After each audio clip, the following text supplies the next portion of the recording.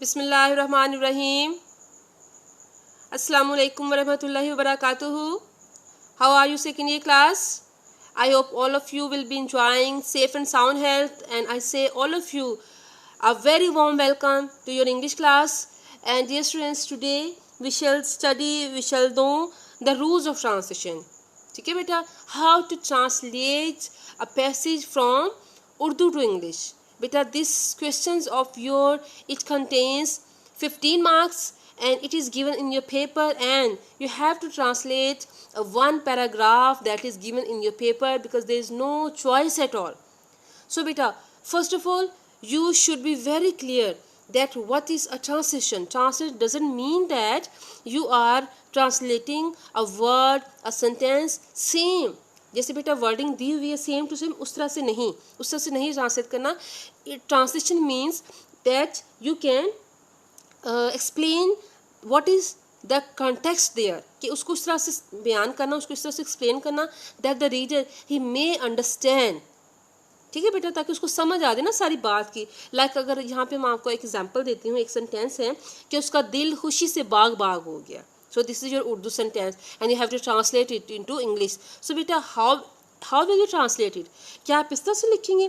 His heart became garden with pleasure. Oh, बेटा it is strong.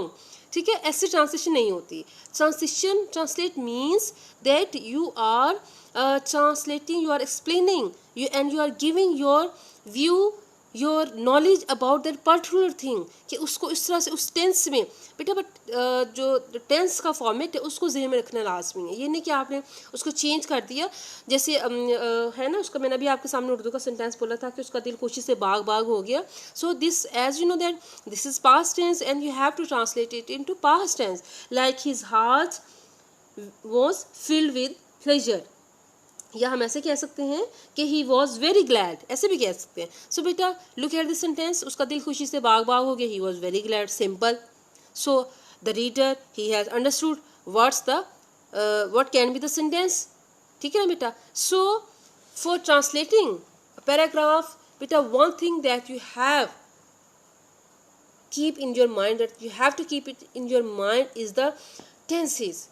I know beta, at your level it is, maybe there is no need to revise the tenses beta, but keep this thing in your mind that such things are present in your English language that are needed to be revised at every stage, even at BA and MA level as well. बेटा tenses ऐसी चीज़ है, if you want practice it, if you want keep all the rules in your mind, so you will forget. ऐसे ही है. सो while I am you can say telling you how to translate, let's have a look at the rules of tenses, because it will give you a lot of help. आपको help out करेगा बेटा. ठीक है ना. सो it is very necessary to revise the rules of tenses. And beta, you know that there are 3 tenses that are present, past and future, and all these tenses they have 4 kinds. ऐसे ही है, जिसको वैसे तो लोग कहते हैं कि there are 12 tenses, लेकिन बेटा 12 टेंसेज होते ही नहीं है. There are only 3 tense. और बेटा टेंस का मीन क्या है?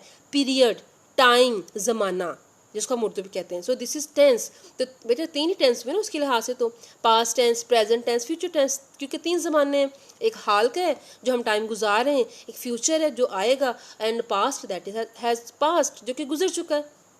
So these 3 tenses they have further their kinds. और ये these are kinds of action, कि बेटा वो एक्शन कैसा है, कि वो एक्शन सिंपल है, या weather it is continuous, weather it is perfect और परफेक्ट कंटिन्यूस. सो बेटा have a look at this chart. So I hope that after reading this chart you will be able to memorize, you will be able to keep the rules of tenses in your mind.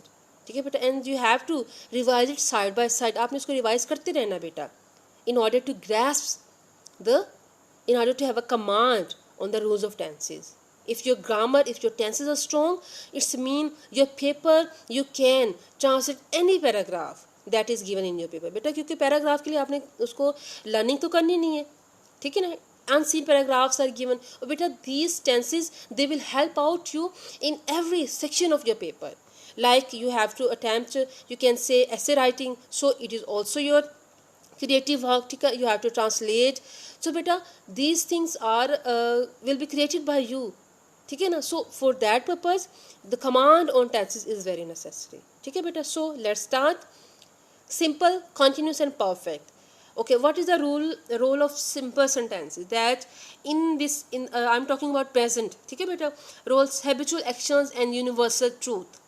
Habitual actions mean to say the actions that we are in habit, like we get up early in the morning, ठीक है, we say our prayer, this is a habit ना. So such kind of actions will be done in present tense. और rule क्या है बेटा इसका? Subject plus third person plus singular plus verb SOES, ठीक है ना. इसके रूल्स है बेटा. जो थर्ड पर्सन सिंगुलर्स है ही, शी और इच, बेटा मैं एक को एक्सप्लेन कर दूँगी थोड़ा सा अच्छा, तो फिर बाकी जो है वो आपको समझ आ जाएगी, ठीक है. सो इसमें क्या है बेटा कि आपके जो सिंगुलर प्रोनाउंस हैं ही, शी, इट, इनके साथ जो है यू विल ऐड SOES, ठीक है. Like the he plays cricket every day. Now what is the form of verb here, and you will use first form of verb in simple tenses.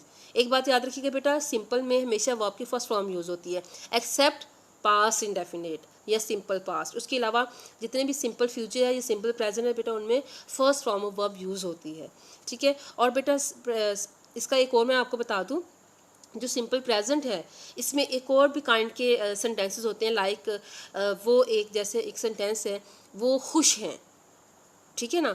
अब इसमें दे, अब इसको आप क्या करेंगे, because you are not using any helping verb here in simple tenses बेटा. Affirmative जो sentences उसमें हेल्पिंग वर्ब तो यूज़ नहीं होता ना, पता है ना आप लोगों को, उसमें हेल्पिंग वर्ब यूज़ नहीं होता.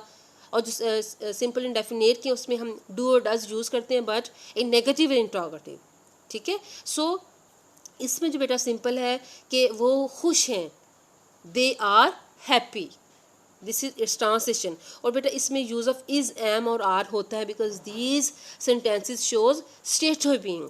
बेटा आप लोगों ने इस बात को याद रखना, इस डिफरेंस को याद रखना है कि कुछ ऐसे सेंटेंसेस होते हैं जो स्टेट ऑफ बीइंग को शो करते हैं, और कुछ ऐसे सेंटेंसेस होते हैं जो कि आपके एक्शन को शो करते हैं. बेटा जो एक्शन को शो करते हैं वो टेंस के होते हैं, जो स्टेट ऑफ बीइंग को शो करते हैं वो टेंस में नहीं आते, वो सिंपल सेंटेंसेस होते हैं और वो टाइम को शो करते हैं, ठीक है ना. जैसे वो बहुत खुश था, he was very happy. वो बहुत खुश है, he is very happy, ठीक है बेटा. so this was the difference. so next come to next present continuous. इसमें बेटा present continuous का क्या रोल है कि going on action in present, कि going on action, the action is going on, continue है, जारी है, ठीक है ना. तो इसमें बेटा इसका रूल क्या होगा, subject plus is am are plus verb plus ING, क्योंकि इसमें जो ING form of verb use होती है जिसको हम प्रेजेंट पार्टिसिपल फॉर्म कहते हैं, ठीक है. सो बेटा उसमें ये यूज़ होगी जैसे I am playing cricket, he is playing cricket, they are playing cricket, ठीक है. This is continuous. और परफेक्ट में क्या होगा बेटा, रोल, परफेक्ट का क्या रोल होता है, किस किस्म के इसमें एक्शंस होते हैं कि completed action are described are given in your perfect tenses. जो बेटा एक्शन जो है वो कंप्लीट हो चुका है, मुकम्मल हो चुका है, ठीक है. और इसका बेटा रूल क्या होगा कि first of all you have to write your subject, then your helping verb. इसमें बेटा हेल्पिंग वर्ब क्या होंगे, हैज़ और हैव होंगे, ठीक है. इसमें हेल्पिंग वर्ब आपके हैज़ और हैव होंगे, और इसके बाद आपने वर्ब की थर्ड फॉर्म यूज़ करनी होगी, ठीक है. Third form of verb is use in this tense. Perfect में बेटा whether it is of present perfect, past perfect और future perfect, you will use third form of verb. Like look at the sentence, I have played cricket. अब बेटा played जो है इसमें third form of verb है, okay.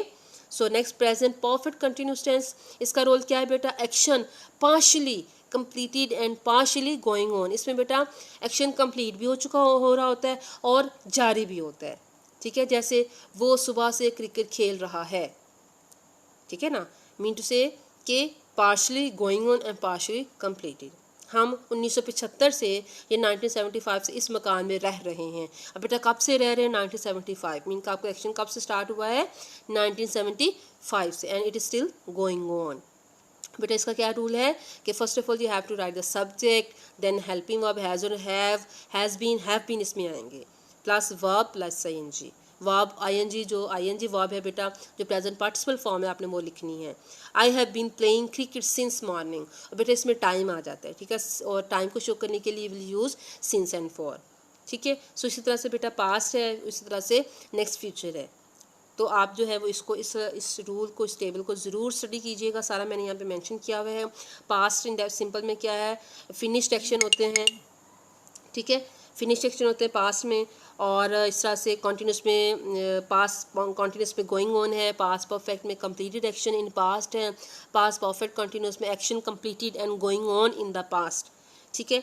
So future में आपको क्या है कि आपने एक्शन जो प्लान किया, action in plan not started yet, अभी आपका एक्शन स्टार्ट नहीं हुआ, उसको फ्यूचर बोलेंगे, ठीक है। और कंटिन्यूस में इस तरह से गोइंग ऑन होगा, परफेक्ट में वो कंप्लीट हो चुका होगा, और फ्यूचर में action plan which is partially completed and partially going on, rarely occur, कभी कभी होता है, ठीक है बेटा। so this is a rule chart of the rules of tenses and you have to you can say look at it very carefully। so बेटा next मैं आपको बताती हूँ कि if you are given a paragraph, when you are given a paragraph like translate into English, ठीक है, ये आपका बेटा पैराग्राफ, इसको आपने ट्रांसलेट करना है। तंदुरुस्ती हज़ार नेमत है, लेकिन आदमी जब तंदुरुस्त रहता है अपनी सेहत की कदर नहीं करता। ऐसे ही है ना बेटा कि जब इंसान सेहतमंद रहता है अपनी सेहत की कदर नहीं करता, जो ही बीमार पड़ता है तो उसे सेहत की कदर मालूम हो जाती है। तंदुरुस्ती हो तो खाने पीने में जी लगता है, सेहत गिर जाए तो कोई भी चीज़ मज़ा नहीं देती। बीमार आदमी तो जिंदा दरगोर हो जाता है। हमको अपनी सेहत का ख्याल रखना चाहिए, परहेज़ इलाज से बेहतर है। ओके बेटा, this is the paragraph. Now how will you translate it. तंदुरुस्ती हज़ार नेमत है। अब हज़ार नेमत, अब अगर इस तरह से हम वर्ड टू वर्ड करें बेटा, that health is a 1000 blessing, तो बेटा ये तो रॉन्ग हो जाएगी translation. So keep this thing in your mind that we won't have to translate word by word. हमने उसका जो है बेटा उसको कंसेप्ट उसका देना है, keeping remember, keeping in your mind the tense structure. उसको टेंस स्ट्रक्चर को बेटा अपने माइंड में रखते हुए आपने उसका बताना है, ठीक है। जैसे तंदुरुस्ती हज़ार नेमत है, हेल्थ इज़ वेल्थ, सिंपल। लेकिन जब आदमी जब तंदुरुस्त रहता है अपनी सेहत की कदर नहीं करता, ठीक है। एज लॉन्ग एज, जब तंदुरुस्त रहता है मतलब जब तक, ठीक है, जब तक तंदुरुस्त रहता है। As long as a man remains healthy, जब तक इंसान तंदुरुस्त रहता है तो अपनी सेहत की कदर नहीं करता। He doesn't realise the value of his health, ठीक है ना। सेहत की कदर क्या होता है बेटा, वैल्यू। जो ही बीमार पड़ता है तो उसे सेहत की कदर मालूम हो जाती है। जो ही, इसको भी हम एज में करेंगे, ठीक है। ये बेटा आपकी जो है वो वर्ड्स हैं जिसको आपने अपने ट्रांसलेशन में यूज़ करना होते हैं। ये जो इसको हम क्या कहते हैं, कंजक्शंस, ठीक है। सो एज ही फॉज इल, जैसे बीमार पड़ता है, एज ही फॉज इल, ठीक है, तो इसे सेहत की कदर होती है। एज ए फॉज is the importance of health is known to him, उसे सेहत की कदर मालूम हो जाती है कि उसके पता चल जाता है। So the importance of health is known to him. तंदुरुस्ती हो तो खाने पीने में भी जी लगता है, ठीक है। A healthy man enjoys eating, clear. सेहत गिर जाए तो कोई भी चीज़ मज़ा नहीं देती।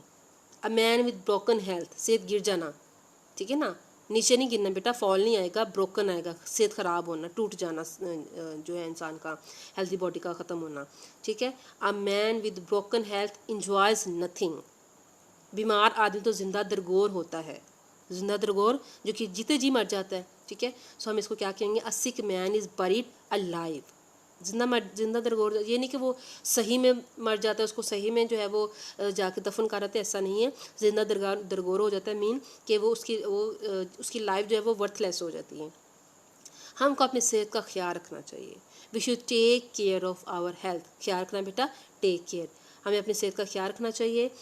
परहेज़ इलाज से बेहतर है, दिस इज़ अ प्रोवर्ब, ठीक है बेटा। एक प्रोवर्ब है जैसे परहेज़ इलाज से बेहतर है, तो हम इसको क्या कहेंगे कि प्रिवेंशन। परहेज़ करना क्या होता है बेटा, प्रिवेंशन। प्रिवेंट होता है किसी चीज़ को रोकना, सो प्रिवेंशन, परहेज़ इलाज से बेहतर है। Prevention is better than cure, ठीक है बेटा। अब ये जो लास्ट सेंटेंस मैंने आपको बताया था, कुछ चीज़ें ऐसी होती हैं जो कि स्टेट ऑफ बीइंग को शो करती हैं, सिंपल चीज़ें होती हैं, जिसके सिंपल जैसे हम कहते हैं कि ये जो बुक है बहुत खूबसूरत है, ये किताब जो है बेटा बहुत खूबसूरत है, this book is very beautiful. So इसी तरह से बेटा ये सेंटेंस है कि प्रेज इलाज से बेहतर है, prevention is better than cure. कुछ ऐसे सेंटेंसेस जिसमें use of is, am are और वॉज वर आता है, वो जैसे जैसे हम ट्रांसलेट करेंगे मैं आपको साथ साथ बताती जाऊँगी, ठीक है बेटा। सो मैंने इसको जो है वो इंग्लिश में आपके लिए भी ट्रांसलेट करके रखा हुआ है, तो आप इसको एक नज़र देख लीजिएगा। जैसे मैंने पैराग्राफ बेटा आपको बोला है साथ साथ उस तरह से मैंने जो है वो यहाँ पे एक टाइप करके रख दिया था आपका पैराग्राफ जो कि ट्रांसलेशन का है। तो I hope all of you have very well understood, और I hope this lecture will help you a lot for translating the paragraphs. Okay बेटा, keep me remember in your prayers and stay blessed. अल्लाह हाफिज़।